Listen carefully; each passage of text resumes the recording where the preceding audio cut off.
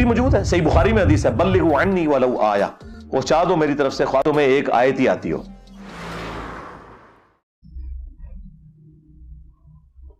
اسلام میں 3 جہانوں یعنی ایک جہاں ہم موجود ہیں اور ایک عالم برزخ آخرت، اور عالم برزخ کو قبر کے ساتھ منسلک کرتے ہیں، مگر وہ تو جہاں ہی اور ہے۔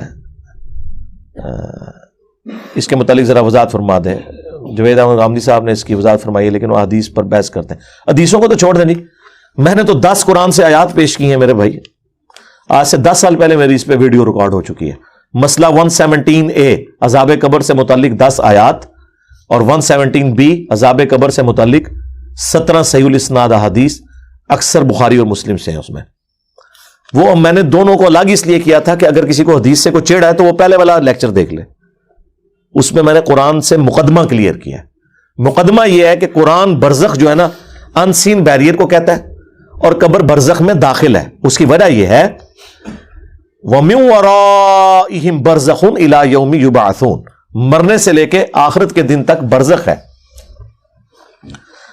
اب یہ کہنا کہ جی آخرت میں عذاب ہوگا چونکہ حساب و کتاب آخرت میں ہے، تو یہ اصول بھی میں نے ان کا قرآن سے توڑ دیا ہے۔ قرآن میں تو عذاب کی 4 قسطیں بیان ہوئی ہیں۔ نمبر 1 دنیا کی زندگی میں، سورہ سجدہ میں، کہ تمہیں دنیا کی زندگی میں عذاب دیں گے تاکہ آخرت کے پوائنٹ آف ویو سے تم اللہ کی طرف پلٹ آؤ۔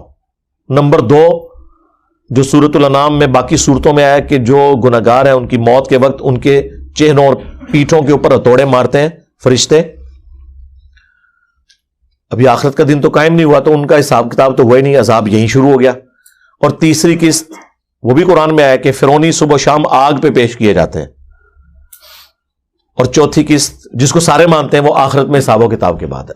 یہ جو تیسری قسط ہے نا کہ فرعونی صبح و شام آگ پر پیش کیے جاتے ہیں، حالانکہ بھی آخرت قائم نہیں ہوئی، اس کو امام بخاری نے صحیح بخاری میں چیپٹر کی ہیڈنگ بنایا ہے۔ عذاب قبر کا جو چیپٹر بند ہے نا اس کے اوپر انہوں نے یہ آیت لکھی ہے کہ یہ آیت ثبوت ہے کہ عذاب قبر برحق ہے۔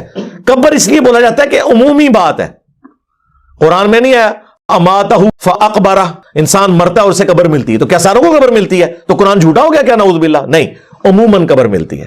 وہ قبر مچھلی کا پیٹ بھی ہو سکتا ہے، شیر کا پیٹ بھی ہو سکتا ہے، سمندر کی گہرائی بھی ہو سکتی ہے، زمین میں راکھ کا بکھرنا بھی ہو سکتا ہے، ایئر کریش میں راکھ کا بکھرنا بھی ہو سکتا ہے، یہ ساری قبریں ہی ہیں، اس لیے اس کو کمبائنڈ آپ برزخ کہتے ہیں۔ ٹھیک ہے، تو اس کو جھگڑا کرنے کی ضرورت نہیں ہے۔ آپ غامدی صاحب کو یا مجھے چھوڑیں، قرآن و سنت کے دلائل کی بات کیا کریں، وہ آپ ویڈیو دیکھ لیں۔